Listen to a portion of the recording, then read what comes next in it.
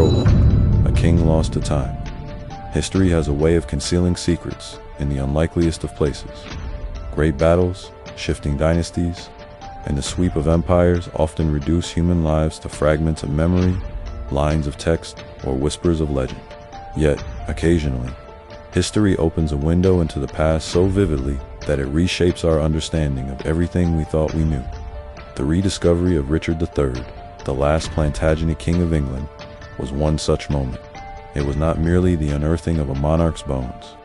It was a reclamation of identity, a confrontation with myth, and a bridge between the medieval and modern worlds.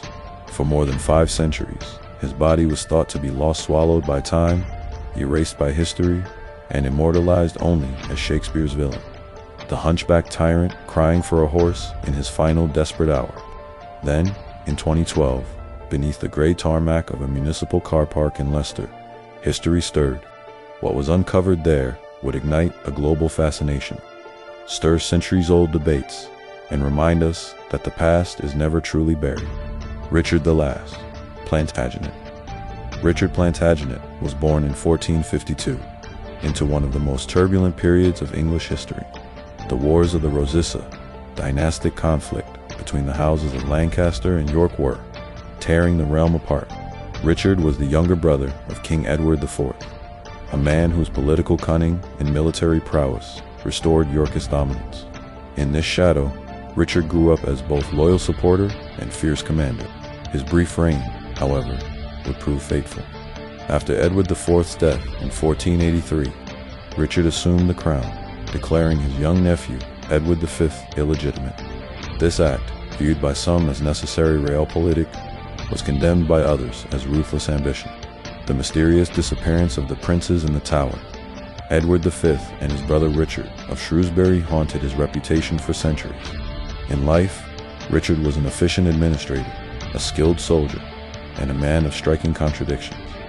In death, he became immortalized less by reality and more by the pen of William Shakespeare. The bard painted him as a deformed usurper, a schemer whose twisted spine mirrored a twisted soul. This villainous caricature dominated cultural memory, obscuring the more complex man behind the crown. The vanishing of a king, Richard III's reign ended as dramatically as it began. On August 22, 1485, he faced Henry Tudor at the Battle of Bosworth. Charging valiantly into combat, Richard sought to end the rebellion with his own sword, cutting down enemies as he fought to ward Tudor himself. But the tide turned. Surrounded, Richard fell, becoming the last English king to die on the battlefield. Legend held that his body was brought to Leicester, displayed publicly to confirm his death, and then buried hastily in the Church of the Grey Friars, a Franciscan friary. But the dissolution of the monasteries under Henry VIII in the 1530s erased many such burial sites. Over time, Grey Friars vanished from maps, its stones scattered, its memory blurred. Rumors abounded. Some said Richard's bones had been thrown into the River Soar. Others that his grave had been desecrated. His final resting place remained one of history's enduring mysteries. The Leicester Car Park Mystery. By the 21st century, Richard III had been lost to myth for over 500 years. Yet one woman, Philippa Langley, a writer and member of the Richard III Society, refused to accept the mystery unsolved. She believed the king's body still lay beneath Leicester, waiting to be found. Langley's conviction was more than academic, it was almost spiritual. In 2004, walking across a car park in Leicester city center, she experienced what she later described as a strange chill.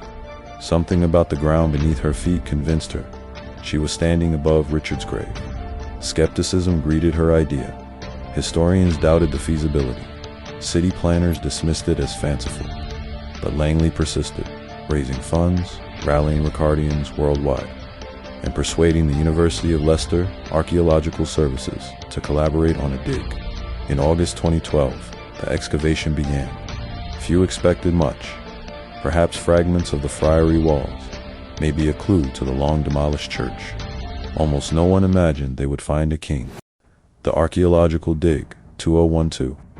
Excavations are patient work, conducted in silence punctuated by the scrape of trowels and the hum of machinery. The Leicester team opened trenches in the car park, peeling back layers of modern asphalt, Victorian foundations, and medieval earth. Then, astonishingly, on the very first day, in the very first trench, human remains were uncovered. The skeleton lay awkwardly, its hands crossed at the hip, the spine curved dramatically in an unmistakable scoliosis. The head was tilted, the body hastily buried without a coffin. Could it be?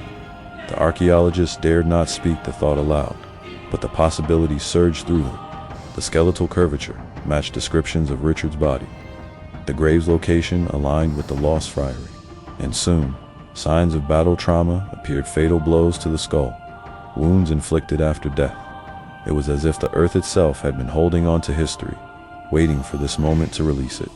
Science meets historic discovery was electrifying, but proof was required.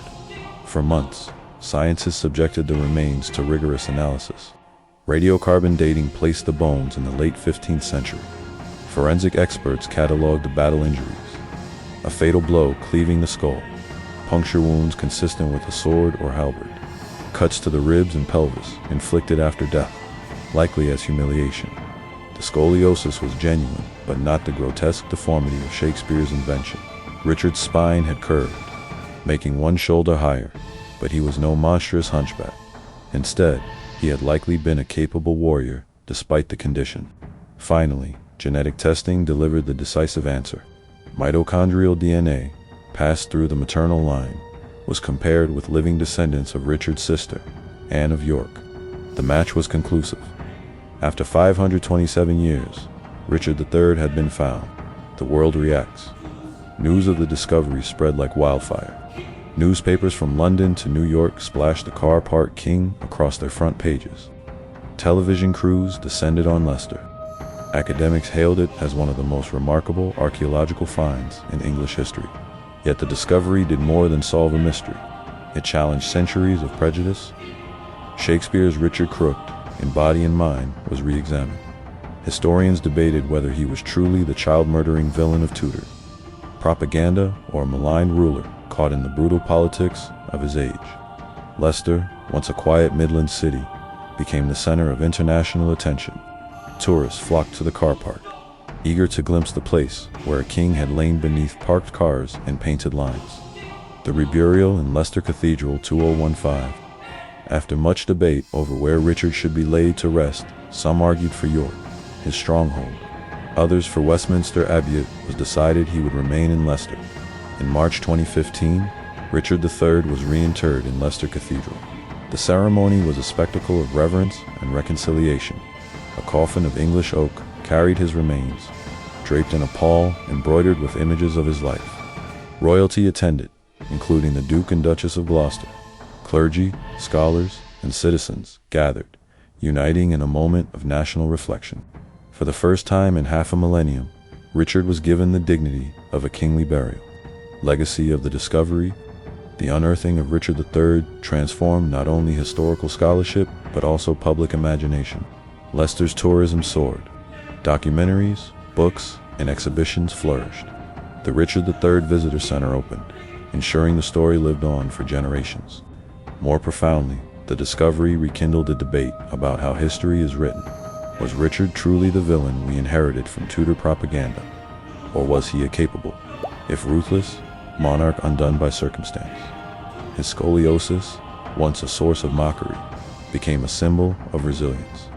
Above all, the find demonstrated the extraordinary partnership of passion and science. Without Philippa Langley's determination, the car park might never have been excavated. Without DNA technology, the bones might never have been proven. Epilogue: The King Beneath Our Feet. The story of Richard III's discovery is more than archaeology. It is a reminder of the fragility of memory and the resilience of truth. A king thought erased from history was hidden in plain sight, lying beneath the wheels of everyday life. In rediscovering him, we rediscovered ourselves,